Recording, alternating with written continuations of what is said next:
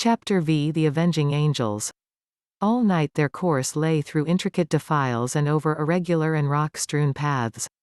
More than once they lost their way, but Hope's intimate knowledge of the mountains enabled them to regain the track once more. When morning broke, a scene of marvelous though savage beauty lay before them. In every direction the great snow-capped peaks hemmed them in, peeping over each other's shoulders to the far horizon.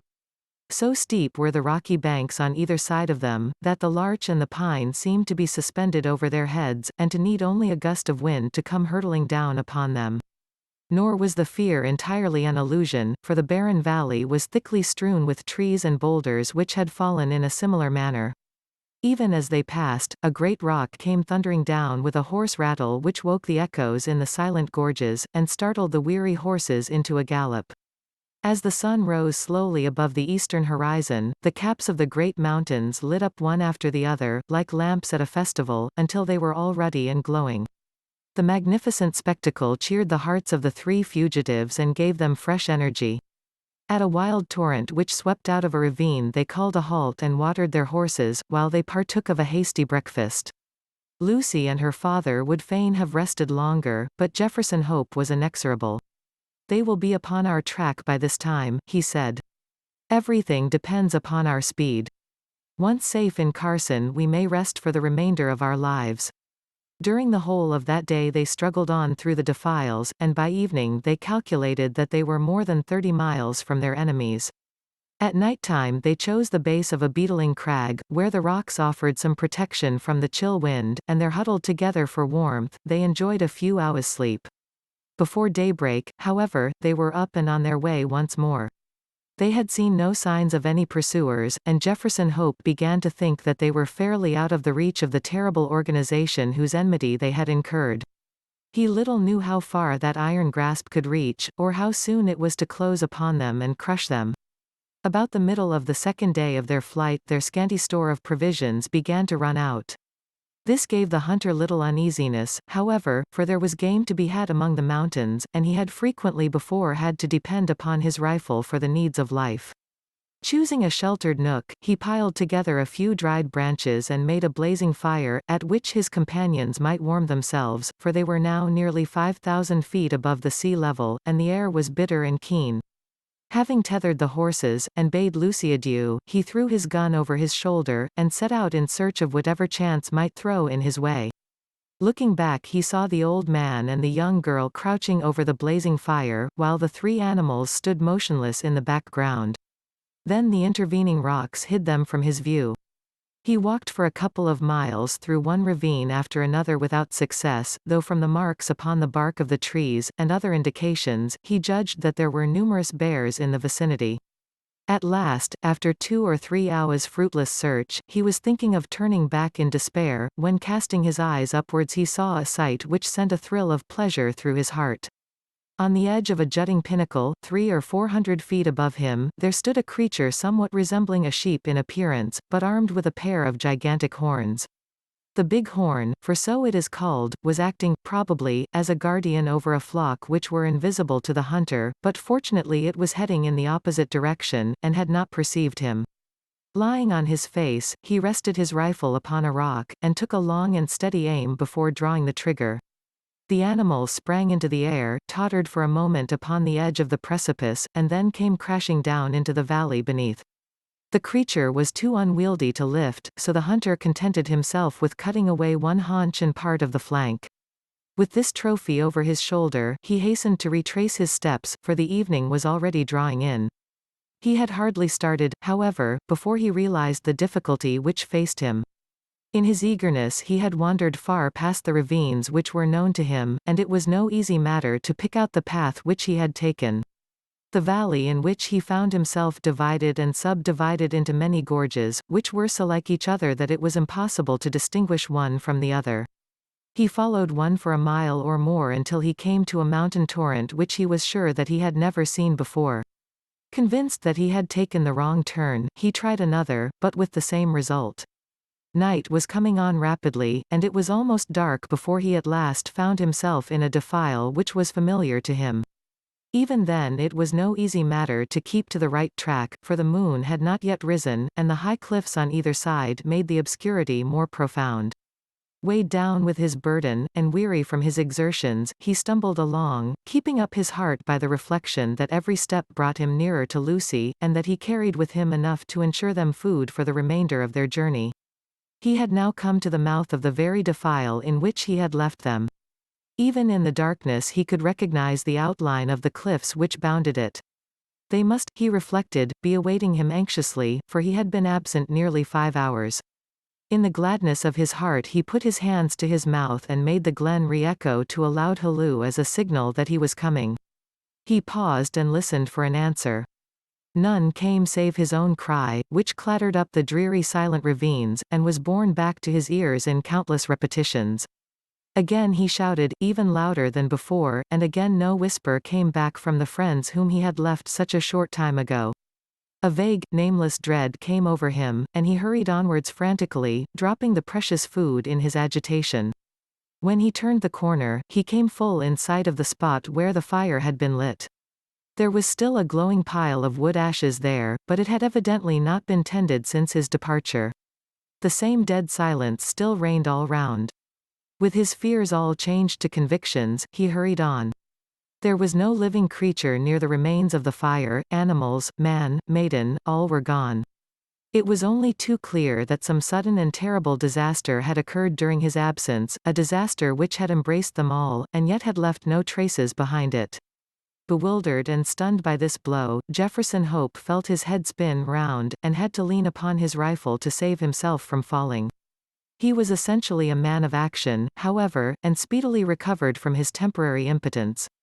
Seizing a half-consumed piece of wood from the smoldering fire, he blew it into a flame, and proceeded with its help to examine the little camp. The ground was all stamped down by the feet of horses, showing that a large party of mounted men had overtaken the fugitives, and the direction of their tracks proved that they had afterwards turned back to Salt Lake City. Had they carried back both of his companions with them? Jefferson Hope had almost persuaded himself that they must have done so, when his eye fell upon an object which made every nerve of his body tingle within him. A little way on one side of the camp was a low-lying heap of reddish soil, which had assuredly not been there before. There was no mistaking it for anything but a newly dug grave. As the young hunter approached it, he perceived that a stick had been planted on it, with a sheet of paper stuck in the cleft fork of it. The inscription upon the paper was brief, but to the point. John Ferrier, formerly of Salt Lake City, 22, died August 4, 1860. The sturdy old man, whom he had left so short a time before, was gone, then, and this was all his epitaph. Jefferson Hope looked wildly round to see if there was a second grave, but there was no sign of one. Lucy had been carried back by their terrible pursuers to fulfill her original destiny, by becoming one of the harem of the elder's son. As the young fellow realized the certainty of her fate, and his own powerlessness to prevent it, he wished that he, too, was lying with the old farmer in his last silent resting place. Again, however, his active spirit shook off the lethargy which springs from despair. If there was nothing else left to him, he could at least devote his life to revenge. With indomitable patience and perseverance, Jefferson Hope possessed also a power of sustained vindictiveness, which he may have learned from the Indians amongst whom he had lived. As he stood by the desolate fire, he felt that the only one thing which could assuage his grief would be thorough and complete retribution, brought by his own hand upon his enemies. His strong will and untiring energy should, he determined, be devoted to that one end. With a grim, white face, he retraced his steps to where he had dropped the food, and having stirred up the smoldering fire, he cooked enough to last him for a few days. This he made up into a bundle, and, tired as he was, he set himself to walk back through the mountains upon the track of the avenging angels. For 5 days he toiled footsore and weary through the defiles which he had already traversed on horseback. At night he flung himself down among the rocks, and snatched a few hours of sleep, but before daybreak he was always well on his way. On the 6th day, he reached the Eagle Cañon, from which they had commenced their ill-fated flight. Thence he could look down upon the home of the saints. Worn and exhausted, he leaned upon his rifle and shook his gaunt hand fiercely at the silent widespread city beneath him. As he looked at it, he observed that there were flags in some of the principal streets, and other signs of festivity. He was still speculating as to what this might mean when he heard the clatter of horses' hoofs, and saw a mounted man riding towards him. As he approached, he recognized him as a Mormon named Cowper, to whom he had rendered services at different times. He therefore accosted him when he got up to him, with the object of finding out what Lucy Ferrier's fate had been. "I am Jefferson Hope," he said. "You remember me?" The Mormon looked at him with undisguised astonishment. Indeed, it was difficult to recognize in this tattered, unkempt wanderer, with ghastly white face and fierce, wild eyes, the spruce young hunter of former days. Having, however, at last, satisfied himself as to his identity, the man's surprise changed to consternation. "You are mad to come here," he cried. "It is as much as my own life is worth to be seen talking with you. There is a warrant against you from the Holy Four for assisting the Ferriers away." "I don't fear them, or their warrant," Hope said, earnestly. "You must know something of this matter, Cowper. I conjure you by everything you hold dear to answer a few questions. We have always been friends. For God's sake, don't refuse to answer me." "What is it?" the Mormon asked uneasily. "Be quick. The very rocks have ears and the trees eyes. What has become of Lucy Ferrier?" "She was married yesterday to young Drebber." "Hold up, man, hold up, you have no life left in you." "Don't mind me," said Hope faintly. He was white to the very lips, and had sunk down on the stone against which he had been leaning. "Married, you say?" "Married yesterday, that's what those flags are for on the endowment house." There was some words between young Drebber and young Stangerson as to which was to have her. They'd both been in the party that followed them, and Stangerson had shot her father, which seemed to give him the best claim, but when they argued it out in council, Drebber's party was the stronger, so the prophet gave her over to him. "No one won't have her very long though, for I saw death in her face yesterday. She is more like a ghost than a woman." "Are you off, then?" "Yes, I am off," said Jefferson Hope, who had risen from his seat. His face might have been chiseled out of marble, so hard and set was its expression, while its eyes glowed with a baleful light. "Where are you going?" "Never mind," he answered, and, slinging his weapon over his shoulder, strode off down the gorge and so away into the heart of the mountains to the haunts of the wild beasts. Amongst them all there was none so fierce and so dangerous as himself. The prediction of the Mormon was only too well fulfilled. Whether it was the terrible death of her father or the effects of the hateful marriage into which she had been forced, poor Lucy never held up her head again, but pined away and died within a month. Her sottish husband, who had married her principally for the sake of John Ferrier's property, did not affect any great grief at his bereavement, but his other wives mourned over her, and sat up with her the night before the burial, as is the Mormon custom. They were grouped round the bier in the early hours of the morning, when, to their inexpressible fear and astonishment, the door was flung open, and a savage-looking, weather-beaten man in tattered garments strode into the room. Without a glance or a word to the cowering women, he walked up to the white silent figure which had once contained the pure soul of Lucy Ferrier. Stooping over her, he pressed his lips reverently to her cold forehead, and then, snatching up her hand, he took the wedding ring from her finger. "She shall not be buried in that," he cried with a fierce snarl, and before an alarm could be raised sprang down the stairs and was gone. So strange and so brief was the episode, that the watchers might have found it hard to believe it themselves or persuade other people of it, had it not been for the undeniable fact that the circlet of gold which marked her as having been a bride had disappeared. For some months Jefferson Hope lingered among the mountains, leading a strange wild life, and nursing in his heart the fierce desire for vengeance which possessed him. Tales were told in the city of the weird figure which was seen prowling about the suburbs, and which haunted the lonely mountain gorges. Once a bullet whistled through Stangerson's window and flattened itself upon the wall within a foot of him. On another occasion, as Drebber passed under a cliff, a great boulder crashed down on him, and he only escaped a terrible death by throwing himself upon his face. The two young Mormons were not long in discovering the reason of these attempts upon their lives, and led repeated expeditions into the mountains in the hope of capturing or killing their enemy, but always without success. Then they adopted the precaution of never going out alone or after nightfall, and of having their houses guarded. After a time they were able to relax these measures, for nothing was either heard or seen of their opponent, and they hoped that time had cooled his vindictiveness. Far from doing so, it had, if anything, augmented it.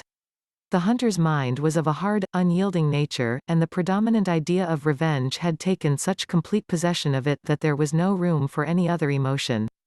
He was, however, above all things practical. He soon realized that even his iron constitution could not stand the incessant strain which he was putting upon it. Exposure and want of wholesome food were wearing him out. If he died like a dog among the mountains, what was to become of his revenge then? And yet such a death was sure to overtake him if he persisted.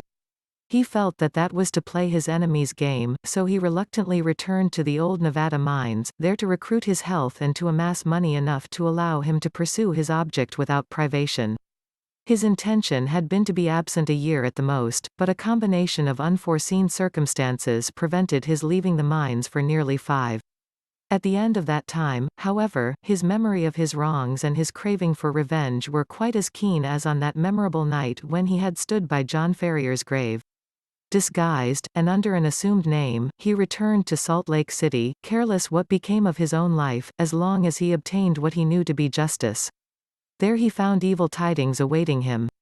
There had been a schism among the chosen people a few months before, some of the younger members of the church having rebelled against the authority of the elders, and the result had been the secession of a certain number of the malcontents, who had left Utah and become Gentiles. Among these had been Drebber and Stangerson, and no one knew whither they had gone. Rumor reported that Drebber had managed to convert a large part of his property into money, and that he had departed a wealthy man, while his companion, Stangerson, was comparatively poor. There was no clue at all, however, as to their whereabouts. Many a man, however vindictive, would have abandoned all thought of revenge in the face of such a difficulty, but Jefferson Hope never faltered for a moment. With the small competence he possessed, eked out by such employment as he could pick up, he traveled from town to town through the United States in quest of his enemies. Year passed into year, his black hair turned grizzled, but still he wandered on, a human bloodhound, with his mind wholly set upon the one object upon which he had devoted his life. At last his perseverance was rewarded. It was but a glance of a face in a window, but that one glance told him that Cleveland in Ohio possessed the men whom he was in pursuit of. He returned to his miserable lodgings with his plan of vengeance all arranged. It chanced, however, that Drebber, looking from his window, had recognized the vagrant in the street, and had read murder in his eyes. He hurried before a justice of the peace, accompanied by Stangerson, who had become his private secretary, and represented to him that they were in danger of their lives from the jealousy and hatred of an old rival. That evening Jefferson Hope was taken into custody, and not being able to find sureties, was detained for some weeks. When at last he was liberated, it was only to find that Drebber's house was deserted, and that he and his secretary had departed for Europe. Again the avenger had been foiled, and again his concentrated hatred urged him to continue the pursuit. Funds were wanting, however, and for some time he had to return to work, saving every dollar for his approaching journey. At last, having collected enough to keep life in him, he departed for Europe, and tracked his enemies from city to city, working his way in any menial capacity, but never overtaking the fugitives. When he reached St. Petersburg they had departed for Paris, and when he followed them there he learned that they had just set off for Copenhagen. At the Danish capital he was again a few days late, for they had journeyed on to London, where he at last succeeded in running them to earth. As to what occurred there, we cannot do better than quote the old hunter's own account, as duly recorded in Dr. Watson's journal, to which we are already under such obligations.